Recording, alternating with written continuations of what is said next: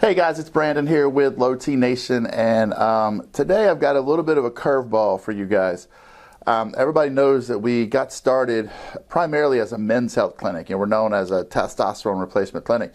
But what a lot of people don't know is that we are fantastic at treating women and also teaching other practitioners how to treat women as well.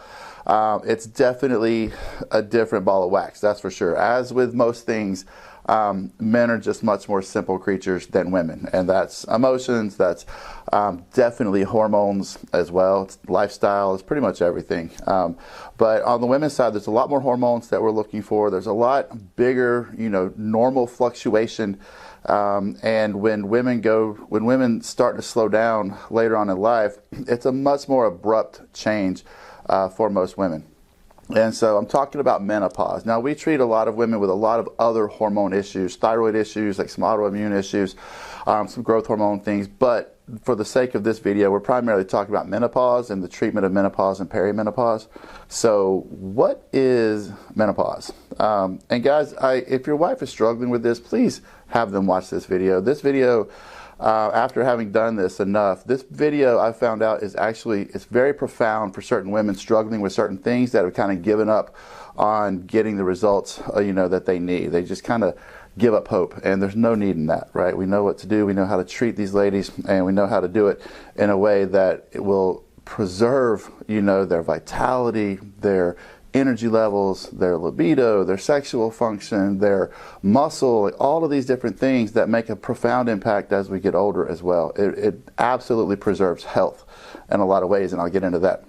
But what is menopause? It's obviously that means menstruation. Pause means stop. It's the cessation of a woman's period and her regular cycle. And so it doesn't just stop though. One day women go through a period of perimenopause, and this is where you need a practitioner that knows what they're doing with women, because there are no rules, right? Every woman is so different. Some women don't even have perimenopause but for a couple months. Other women go through it for years. Some women are in full menopause, which means they've had their last period in their late 30s. Other women are still having periods in their 70s. The symptoms of menopause and perimenopause are vastly different from woman to woman. And so you got to have a practitioner that has good experience with this and knows how to practice by feel and not just by a protocol or a spreadsheet. Again, because every woman needs a very custom curated plan to take care of her individual needs, because every woman just presents so differently. So what are the symptoms of menopause? We get this a lot. Everybody knows, like, hot flashes, night sweats. Those are estrogenic things. Other estrogenic issues are vaginal related, such as extreme dryness, painful intercourse. Some women's vaginas literally get so sore when they become perimenopausal that it hurts to wear underwear and to sit down. And that's something that just affects every moment of your day. That weighs on you. We can fix that. Other women have sleep issues. Other women, they start putting on weight, not good weight. They put on fat. They lose muscle. Women have fatigue and energy issues, libido issues. It's even more rampant than our guys that get low T. But focus, concentration, energy, libido, all of those things are grossly impacted, along with the physical aspects that we were talking about as well. And so, again, perimenopause, a woman starts to have irregular bleeding. Her cycles become intermittent. Sometimes they'll have twice a month. Sometimes they'll skip 2 or 3 months. And so, again, every woman's different. But once the period starts to become irregular, it's kind of considered perimenopause. And once a woman has had her last period, she's in menopause. Now, technically, the clinical definition is 12 months. They say that because a lot of women won't have a period for 3, 4, 5 months, and they're like, oh, I'm in menopause, and then she'll have another one. Well, she was perimenopausal. Okay, so clinically it's 12 months, but realistically, once you've had your last period, you're menopausal. These changes are caused by hormone imbalances in the body. Once a woman runs out of eggs or runs out of viable eggs, her hormone complex changes completely. Estrogen, FSH, progesterone, the way all these hormones work together, it changes completely. Pretty catastrophic if there's no intervention, but if you can intervene and you can do it safely, you can really mitigate all of these issues and make a woman feel like she did in her 30s and in her 20s. And that's not unrealistic. That's not a promise that we don't make all the time. Now, can we do it with every patient? Of course not, right? There's a lot of factors, but do we do that with a lot of patients? Absolutely, you know, and so that's what this video is about. Now, HRT for women, it gets a bad rap. A lot of women go, oh, I can't take it because my sister or my mom had breast cancer, or oh, I can't take it because I'm afraid I'm going to have like an ovarian issue, you know, or endometriosis or something along those lines. Oh, I heard that the clotting issues, you know, I don't want to throw a clot, so I'm not going to do HRT.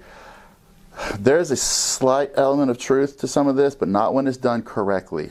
And even that slight element, when it's all done incredibly incorrectly, I'm going to position that in a minute to show you the real risk factors involved in actually doing it versus not doing it. So the clotting issues come from taking an oral estrogen.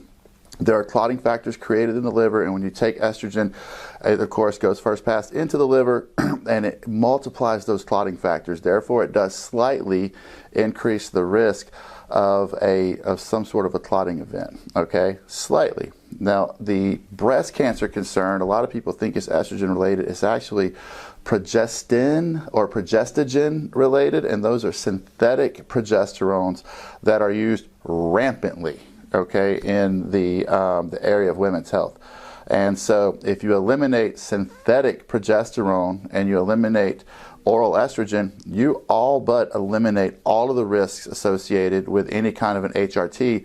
And they've proven this. Women that get on HRT, they outlive their counterparts that are not on HRT. Women who have breast cancer who have been on HRT and are on HRT, they outlive their counterparts that didn't get on HRT. And there's new studies showing that incorporating testosterone into an HRT plan for women is incredibly mitigating for breast cancer as well. I'm going to actually put that link to that study in the description of this video. It's that video, or excuse me, that study I think is going to change the landscape of how doctors treat women as they hit these perimenopausal years. So to put it in context, if you, like here at Low T Nation, we don't do oral estrogens and we don't do any kind of synthetic progesterone. We use micronized, 100% bioidentical progesterone, and all of our estrogens are, you know, cream, a gel, a pellet, something like that, something that's not going to go first pass. Okay, so we eliminate all the issues, but let's just say we did it wrong. Those compounded together, not just one, not the estrogen and the progestin, but compounded together, they only amount to the risk of about 2 glasses of wine a night for a person. Okay, so lifestyle considerations such as, am I exercising? Am I taking care of my sleep? Am I taking care of my stress? How's my nutrition? Those things go so much further into mitigating cancer risk and other kind of cardiovascular risk and health risk. It vastly shadows the small risk that you would take by doing it wrong. In fact, women that are obese have a 10 times higher chance of getting breast cancer than women doing the estrogen and progesterone wrong. Okay, so that just puts it in context a little bit. So the real risk, and this is a known thing, this is not my assessment, this is not an opinion, like real risk is having terrible hormones, especially earlier on in life. The lower people's hormones get, especially earlier, the more most of these chronic diseases have room to kind of build and fester and cause problems down the road. So we always want to talk about lifestyle, we always want to talk about exercise and food and sleep and stress. Of course that stuff is important, but it only goes so far, because when a woman's hormones are wrecked, it's so hard to do the right thing. It's the same with our guys. You know, we have guys all the time going, I know how to eat right. I know how to work out. My wife is beautiful. I just don't want to touch her. They just don't have the energy to do anything. And when you don't have the energy to do the right stuff, you're not going to do the right stuff. Okay, so this brings back a vitality and an energy and a motivation and a focus to kind of do the right things. And then if you do the right things at that point, everything's going to turn out better than it would have. That's just inevitable. But make no mistake, you got to do the work. You know, no one has better hormones than teenagers do from a like just a physiologic perspective, from a biological perspective only. And we're supposed to procreate at like 17 years old. You know, that's hormonally when we're the healthiest. Obviously, that's a terrible social idea, right? But biologically speaking, that's how it should be.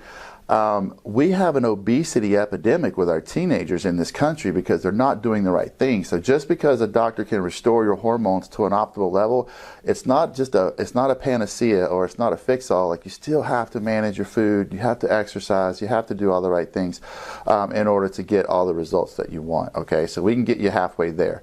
It's the lifestyle considerations that are going to take you to the rest of the way. So what we do with our patients, obviously we run blood work on you, but we don't really, we look at the blood work, obviously, right? We're trained professionals at this. The practitioner that you work with has been specially trained on this. But the numbers don't matter as much as what the symptoms are, because you're not paying us to just move numbers around on spreadsheets, right? You're paying us for the mitigation of these symptoms. You want us to get those symptoms that are causing your lifestyle problems gone, right? That's the whole purpose that we're here. So that's what we're more concerned with. So we want to assess how's your sleep, how's your libido, any vaginal pain, how's intercourse, how's focus and motivation and energy levels, like all of the different things. How's your body composition changed recently?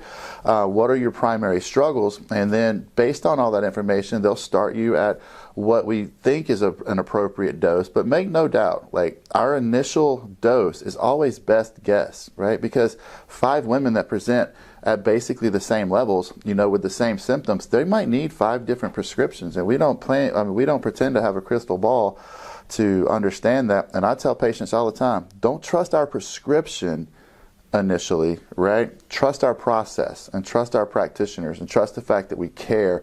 And those are the things that allow us to make a difference, right? If we believed in the prescription 100%, we wouldn't deviate from it, right? We're like, that's what you need, but that's not good medicine, So our process is fantastic. So most women, they come in, we assess them, we figure out what's going on, we figure out there's some health history things that we take into consideration. We get them started on their initial prescription. We bring them back in 8 weeks, and then we're evaluating again. Now, there's some rules that we have to follow here, right? For instance, if a woman has a uterus and she has estrogenic symptoms that we're going to treat with estrogen, we have to give her progesterone. The uterine wall will thicken when you give a woman estrogen, right? So think about estrogen as kind of like a fertilizer for the uterus. And the progesterone is a lawnmower. It keeps it from overgrowing. When it overgrows, you can get fibromyalgia, fibroids, endometriosis. It's called endometrial hyperplasia, where the walls of the uterus thicken, and it can cause a real problem, right? So we're monitoring that the whole time.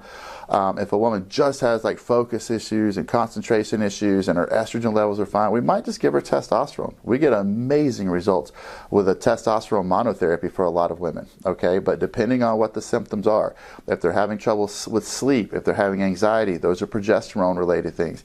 If it's just strictly body composition only, it might be testosterone.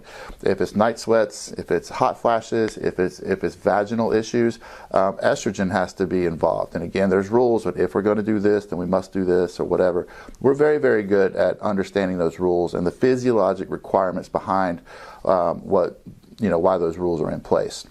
So once we get a woman assessed, right, we get her on the prescription and we get her going, this is women's hormones, man. It's complicated. There are some things that can happen. Some women can get spotty. Some women have weird bleeding things. That does not mean that the protocol is wrong or should be adjusted. Sometimes these things just take time. And the whole thing about perimenopausal women is they're going to have intermittent, weird, spotty periods sometimes.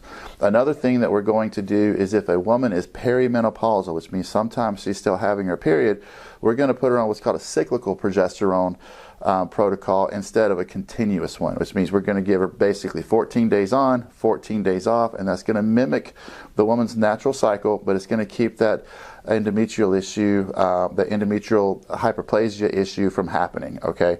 Now, we can tell, there's some things we can do to tell when a woman is actually menopausal and when she's just having a period because we're cycling her progesterone. And once that's happened, we'll just put her on the continuous progesterone, 24/7, and that'll do away with her cycle for good. And if a woman's super late stage perimenopausal, we might just do that if that's the woman's request, right out of the gate. But again, these are custom curated to the person, their desires, what they feel is appropriate for them, their blood work, their symptomatology, all of that. And so once we get a woman baselined, we figure out this is what she needs, there's still stuff that can happen, right? As women go into menopause, it's called the change, right? So sometimes when we get everything set just right, in a few months it's wrong again because her body's still changing, So we're very good at managing that, but you manage that by setting expectations and communicating and listening to the woman. You don't just manage that by saying, here's your script, and that's what we're very good at. Our practitioners are very loving and empathetic. They're very caring, and they are really invested in seeing you get the results that you want as a woman entering into this stage. Okay, there's also a lot of issues around birth control. We're very good at explaining those and understanding those as well. So if you guys have any questions about how our program works, or if there's any way that we can help you guys, you know how to get a hold of us. We're at 866-FIX-LOW-T or lowtnation.com. You guys have a great day. Thanks.